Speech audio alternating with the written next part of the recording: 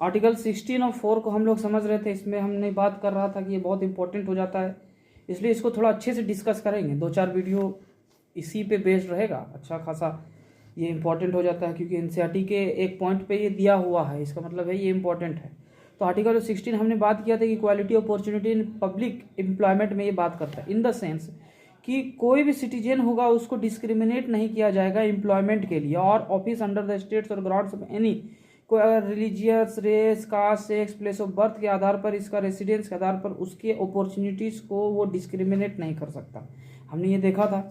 इसमें हमने और ये भी चीज़ देखा था कि इसको आर्टिकल 16(1), 16(2), 16(3), 16(4), 16(5) के बारे में डिस्टिंगाइज ये किया गया है। उसके बाद आर्टिकल 16(1) और 16(2) एक्चुअली क्या बताता है, ये बताता है 16(1) and 16(2) the all the provisions are implemented in public services not in private services. Public services में ये चीज़ें लागू होंगी, प्राइवेट सर्विसेज में नहीं। और फिर जो प्रोविजंस है वो applied by implement by the states not on the contractual basis. Contractual services में ये फुल्ली मोड में चलेगा।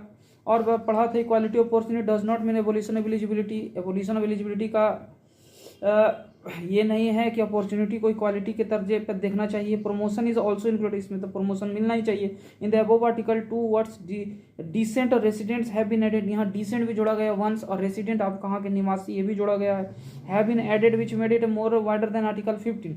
It is also done so that the regionalisms could not originate. मतलब ये वर्ड डालने का सीधा सी मतलब है कि रीजनलिज्म्स का थॉट ऐसा नहीं कि उत्पन्न हो जाए।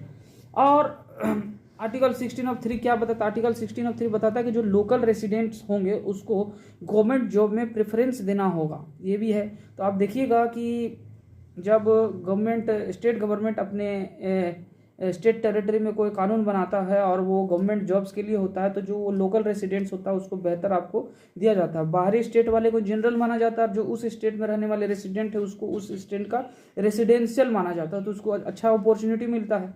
ये आर्टिकल 16(3) पावर देता है स्टेट गवर्नमेंट को। फिर आर्टिकल 16(4) में हमें क्या बताता है? आर्टिकल 16(4) ही ज़्यादा इंपॉर्टेंट है। इसी में बताता है हमें क्या, state can provide for the reservation appointments और post in favour of any backward class. तो जो बैकवर्ड क्लासेस के होंगे, स्टेट हो या सेंट्रल गवर्नमेंट हो, उसको इस पोस्ट के लिए, किसी भी पोस्ट के लिए उसको रिजर्वेशन देना पड़ेगा बैकवर्ड क्लासेस के लिए। और ये तो सुप्रीम कोर्ट ने ही इसको लीगलाइज्ड कर दिया है। आर्टिकल 16(5) क्या कहता है? Person of definite religious group और institution can be given the preference for a particular religion. तो उस क्षेत्र में अगर कोई भी रिलीजियंस का ग्रुप का है